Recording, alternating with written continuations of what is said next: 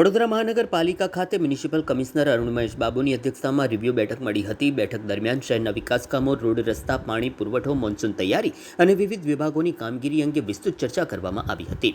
આ બેઠકમાં 20થી વધુ મુદ્દાઓ હાથ ધરવામાં લેવામાં આવ્યા. આગામી ચોમાસા દરમિયાન વરસાદી પાણી ભરાવાની સમસ્યા ન સર્જાય તે માટે પ્રી મોન્સૂન કામગીરીની સમીક્ષા કરવામાં આવી હતી. હાલમાં વરસાદી કાંસોની સફાઈ કામગીરીમાં આશરે 20% કામ બાકી હોવાનું પણ સામે આવ્યું છે. શહેરમાં નવી આવેલી બસોને દોડાવવા જરૂરી ચાર્જિંગ સ્ટેશનની કામગીરીની સમીક્ષા પણ કરવામાં આવી. ઉપરાંત નવા બસ સ્ટેશનના નિર્માણ અંગે પણ ચર્ચા કરવામાં આવી. સાથે જ નવા બસ સ્ટેન્ડના નિર્માણ અંગે ચર્ચા કરી કામગીરી ઝડપી બનાવવા સૂચનો પણ કરવામાં આવ્યા. પર્યાવરણને ધ્યાનમાં રાખીને પાલિકાના અધિકારીઓ દ્વારા ઉપયોગમાં લેવાતા ડીઝલ વાહનોને સીએનજીમાં કન્વર્ટ કરવાની યોજના પર પણ ચર્ચા થઈ હતી. સાથે જ સુરસાગર તળાવ ખાતે આકર્ષણરૂપ લેઝર શોની કામગીરીની પણ સમીક્ષા કરવામાં આવી હતી. શહેરની હેરિટેજ ઓળખ સમાન માંડવી અને ન્યાય મંદિર જેવી ઐતિહાસિક ઇમારતોની કામગીરી અંગે પણ અધિકારીઓ સાથે ચર્ચા કરવામાં આવી હતી. આ ઉપરાંત શહેરમાં આડેધડ પાર્કિંગ અને દબાણને નિયંત્રિત કરવા માટે પાલિકા દ્વારા 4 ઝોનમાં ટોઈંગ વાહનો ખરીદવામાં આવ્યા હોવાનું જણાવાયું હતું.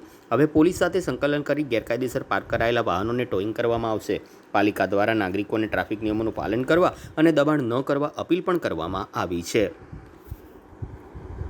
સૌથી પહેલાં આજે મેઇન એજન્ડા છે કે આવનારા દિવસોમાં જે વડોદરા મહાનગરપાલિકામાં બેઝિક મેજર પોસ્ટ છે એ બધામાં ભરતી પ્રક્રિયા અને પ્રમોશન ટ્રાન્સફર્સની જે ઇસ્યુ છે એ બાબતમાં ચર્ચા કરવામાં આવી છે.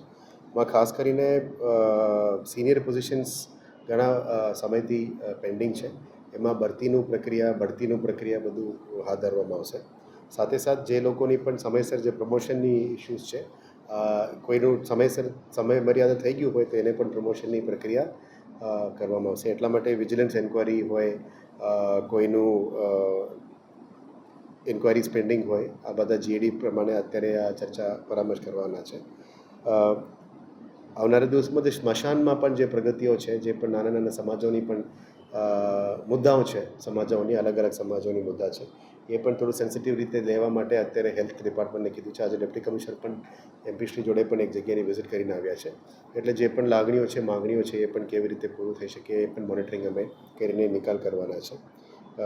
આવનારા દિવસોમાં સૈનિક વેલફેર બોર્ડ સાથે મળીને એક વિજય ચોક પણ બનાવવાની નક્કી કર્યું છે. અને એ બેઝિકલી ઈએમઈ અને હાલના જે માજી સૈનિકો છે એ દ્વારા પણ એક પ્લાન બનાવીને આવી રહ્યા છે. એ પણ આવનારા દિવસોમાં વીએમસી દ્વારા કરવા માટે નક્કી કર્યું છે.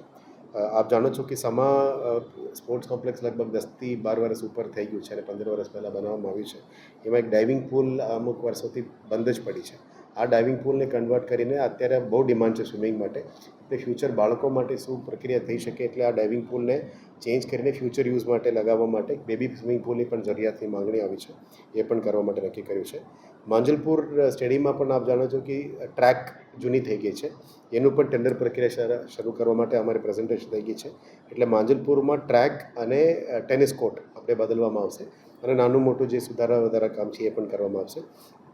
જે બજેટમાં અમે એક્વેરિયમની પ્રોજેક્ટની લોન્ચ કરવાની વાત હતી, એનું પણ અત્યારે પ્રેઝન્ટેશન પૂરું થઈ ગયું છે કે આવનારા દિવસોમાં વડોદરામાં પણ અમદાવાદ જેવું એક મિની એક્વેરિયમ રેડી થવાનું અત્યારે પ્લાનિંગ ચાલી રહ્યા છે. એ કયા જગ્યામાં લોકેટ કરવી એ ઉપર પણ અત્યારે અમે ચર્ચા કરી રહ્યા છે. એક આવનારા દિવસમાં વડોદરામાં એક બાયોડાયવર્સિટી સ્ટડી પણ અમે લેવાના છે. અત્યારે ખાસ કરીને મોન્સૂન્સ આવી રહ્યા છે એટલે મેક્સિમમ પ્લાન્ટેશન્સ પણ કરવાના છે. આ પ્લાન્ટેશન્સના સાથે સાથ આપણા વડોદરા શહેરમાં કેટલા બાયોડાયવર્સિટી છે, બટરફ્લાઇઝથી લઈને ઇન્સેક્ટ્સથી લઈને પ્લાન્ટેશન સ્પીશીઝ, આપણા ગાર્ડનમાં પણ તમામ સ્પીશીઝની નેમિંગ પણ નથી થયું, સાયન્ટિફિક નેમ સાથે નેમ કરવાનું, એ પણ અમે હાથ ધરવા માટે નક્કી કર્યું છે. વરસાદના પહેલાં મિશન મિલિયન ટ્રીઝ માટે અત્યારે રોપા ખરીદવાની પ્રક્રિયા પણ શરૂ કરી છે. આવનારા દિવસોમાં 1 મિલિયન ટ્રીઝ વાવેતર કરવા માટે અમે એ ફ્રી ડિસ્ટ્રીબ્યુશન પણ કરવાના છે, જેથી કરીને નેટિવ સ્પીશીઝ અને સોસાયટીઝમાં જે લોકોનું લાગણી થાય એવા સ્પીશીઝનું પ્રોક્યોરમેન્ટ પ્રક્રિયા શરૂ કરી છે. આવનારા દિવસોમાં મિશન મિલિયન ટ્રીઝ અંતર્ગત પ્લાન્ટેશન ડ્રાઈવ પણ શરૂ કરીશું અને લગભગ ક્લીન સિટી એક્શન પ્લાન અંતર્ગત 41 નવા જગ્યા ઉપર નવા ગાર્ડન્સ, લિનિયર પાર્ક્સ બધું પણ પ્લાન્ટેશન કરવાનું નક્કી કર્યું છે. પ્રી મોન્સૂન એક્ટિવિટીઝ ઉપર દરેક વોર્ડ વાઇઝ બહુ ઊંડાણપૂર્વક આજે રિવ્યૂ કર્યું છે. તમામ કેચપીટ ક્લિનિંગ, ખાસ ક્લિનિંગ બધાથી અમે આજે પ્લાનિંગ કર્યું છે અને ધ્યાને લેતા